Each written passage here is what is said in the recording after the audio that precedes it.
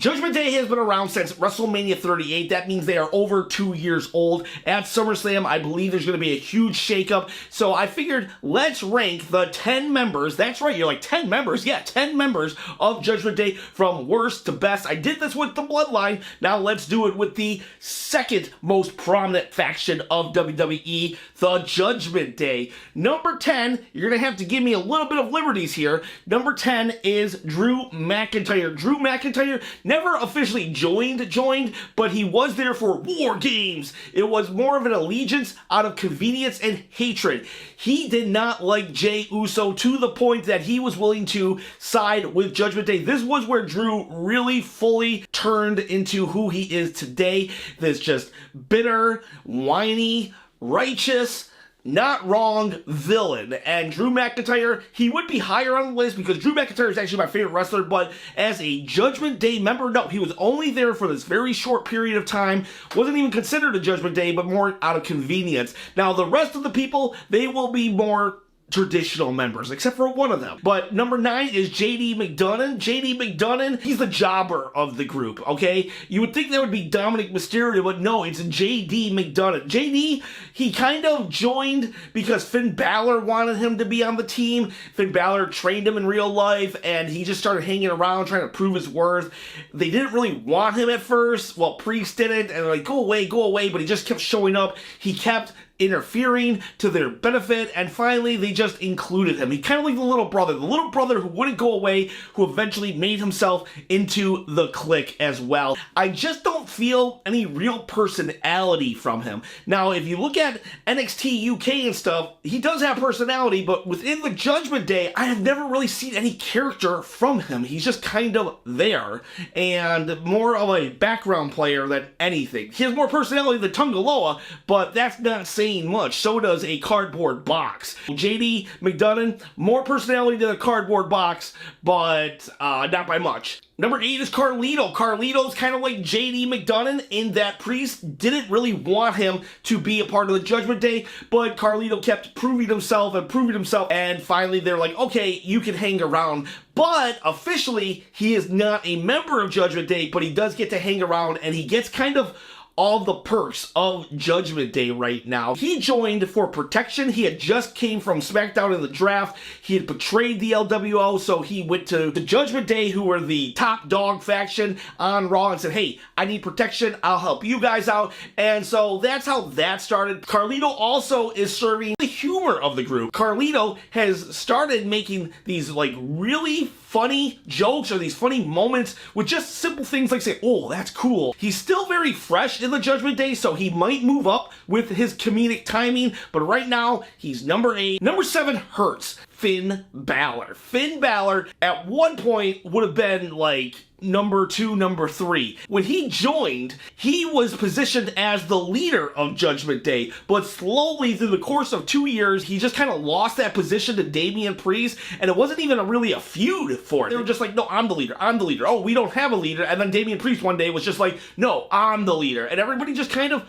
went with it. On top of it, in the beginning, he was having one-on-one feuds with Edge, with AJ Styles, he was the man. But slowly and surely, they just picked away at the aura of Finn Balor, and yeah, it sucks because he's so talented. He should never be number 7 on a list. Yeah, he wins Tag Team Championship. Yeah, he gets some lines here and there. Yeah, sometimes he gets to enter into the King of the Ring, but for the most part, he's nothing. Even the Demon, Finn Balor, lost to Edge at a Hell in the Cell. It was just like, the Demon shouldn't lose. And I hope that he's enjoying himself in real life because career-wise, this has done no favors for him in the last year at the very least. But I'm hoping, there is hope. There have been hints that Finn Balor might turn on Damian Priest, and that's the talks I was saying, that SummerSlam is going to be a huge shakeup for the Judgment Day, and I really hope that happens because I want Finn Balor to jump up that card where he belongs. Number 6 is Edge. I cannot believe this guy is so far down this list of the Judgment Day. Edge started the Judgment Day, WrestleMania 38, Edge literally started the Judgment Day, and yet I don't think anybody even remembers that. I bet a lot of people are like, what? Edge was in? Yeah, Edge was in. He started the thing. You're like, oh yeah. They don't talk about it at all. Can you imagine the NWO being talked about and they never talking about Hulk Hogan? You think NWO, you think Hulk Hogan. You think Judgment Day, you think not Edge. Edge, unfortunately, maybe he would have been a more prominent member of the Judgment Day, but it was only like 3 or 4 months, and then he got attacked by Finn Balor when Finn Balor was really high on the Judgment Day list. He got attacked by Finn Balor, and I guess behind the scenes, there was a couple things going on. One, Vince McMahon wanted to be more of a spooky, supernatural group, and Edge didn't really want that. But what really happened was actually Randy Orton was injured. He was a face at the time, and there weren't many faces around, so they needed somebody who they could rely on to get the fans to back him, so they took Edge, who was a villain, the leader of the Judgment Day, and made him into a good guy because Randy Orton was out. But be that as it may, Edge is just a forgettable member of the Judgment Day. Now, as a foil, as their adversary, he did a lot. But as a member, very unimportant, with the exception of the fact that he started the group.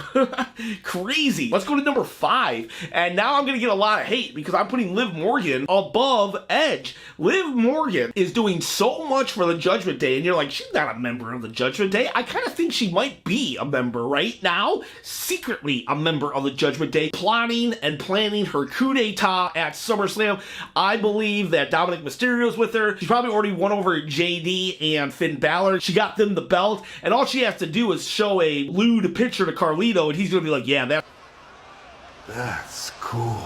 Carlito. I'm with her. If it wasn't for Liv Morgan, Judgment Day wouldn't be in anybody's minds right now. Think about this. The Judgment Day, they need me a whole lot more than Damian Priest needs that. Damian Priest is going night in, night out saying, I don't need the Judgment Day needs me. Judgment Day, stay behind in the locker room. Damian Priest is pushing the Judgment Day away, and Liv Morgan is actually pushing them into the limelight, saying, I will get you championship matches, Dominic Mysterio, I'm gonna get you matches on TV, just spotlight you guys and show how awesome you are. And yeah, she's doing it for her revenge tour on Rhea Ripley, but whatever the case may be, she's keeping the Judgment Day in everybody's mind, in the storylines, and that's why she is a very important member of the Judgment Day, if she is a member. If she isn't, then I guess, I don't know. She's still very important, and I'm going to keep her at number 5. Number 4 is R-Truth. You're like, oh my god, you're putting all these members who aren't members of the Judgment Day. R-Truth... R-Truth, he served kind of as a Sami Zayn did in the Bloodline to what R-Truth did with the Judgment Day. Judgment Day was kind of stale. They ran its course, but with an infusion of R-Truth and him just thinking he was a member, kind of breathed new life into it. They were just so frustrated, like, we gotta get rid of this guy, and he was just so lovable. This was the funniest thing. At the time, WWE was doing these, like, holographic images when people came out to the ring. The Judgment Day had the Druids, and he's just smiling, like, I'm telling you, Judgment Day might have ceased to exist if it hadn't been for R-Truth. I don't think it was to the point where Sami was in the Bloodline, because Sami was able to get a main event out of it and completely catapult himself into a great singles run and tag team run. But R-Truth definitely came out looking great, and we all fell in love with R-Truth again and saw the brilliance of him. And what about when Rhea and Damian Priest, they won the belts, and the next night on Raw, they're holding it up, and R-Truth gets his tag team title in that shot? It was so funny, so brilliant. His timing, just awesome. I believed R-Truth really did save the Judgment Day, so he is number 4 on the list. Number 3, Damian Priest. People might be surprised by this, because Damian Priest claims to be the leader. I don't think he really is the leader. I think it's Rhea Ripley. Even without the leadership, this faction has definitely did its job with him. He started off as a mid-carder, and now he's a main eventer. Damian Priest, definitely a top player right now, but I don't know. There's something about him that, to me, He's just a guy. He hasn't really shown me the fire yet. I don't know what it is, but I have not fully bought into him. And I just don't know. I feel like he says the right things, he looks the right part, but it's still not fully connecting. I don't know what it fully is, and that's what's holding him back. Plus the fact of, as a Judgment Day member, he has said, I don't need the Judgment Day. He feels he doesn't need the Judgment Day, and if you're being ranked as a important member of the Judgment Day and you don't value the Judgment Day, well then, I don't know. I can't put you at number one. I just cannot do it. He has come out looking super strong, and that is why he's so high on the list. Someone who has come out even better, Dominic Mysterio. Dominic Mysterio is my number 2 most important member of the Judgment Day. I also believe that Dominic Mysterio turning saved the Judgment Day. If you look at early Judgment Day, after Edge, they lost time and time again. I remember thinking, why did they lose so much? It wasn't until Dominic Mysterio, of all people, got into the Judgment Day that things really started turning around. And Dominic Mysterio,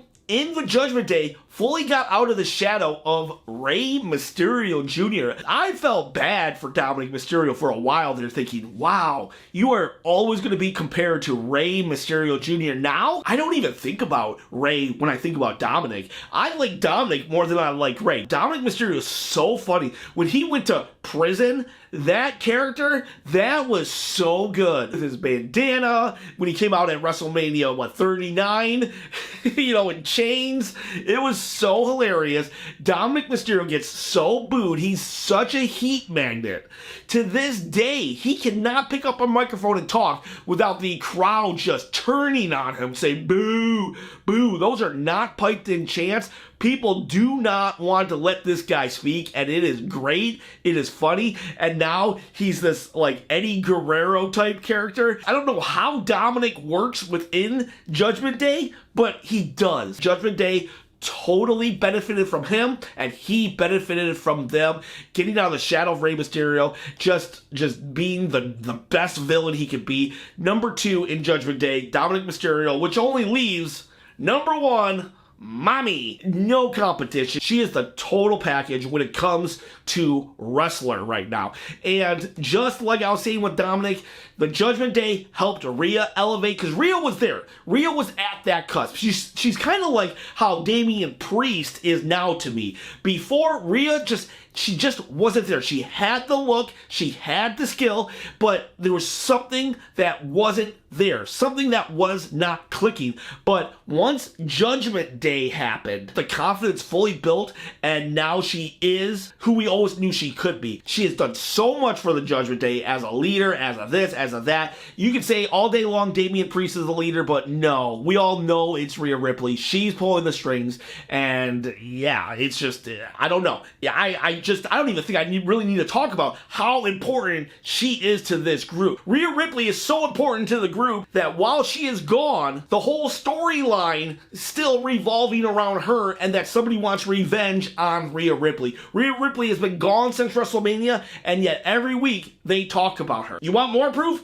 Rhea was the 3rd member of Judgment Day, the 2nd picked from Edge. She was there when they kicked Edge out. She's the one that turned Dominic against his dad, and she's also the one that really brought out the Dominic Mysterio character. She's the one that made the deal with Drew to join them for War Games. She's done so much, and that's just the big things. She's always there politicking to get the tag matches, the title shots. She's always there. She held the championship for a year. She even said one time, you better not lose any of our titles. I remember her just threatening the group and saying, I did my part, now you do your part. She is just the glue that is holding it together. I mean, heck, since she's been gone, you can see it is kind of crumbling. The leadership structure is just not there. Damian's doing his stuff while the guys are just kind of playing video games, doing whatever.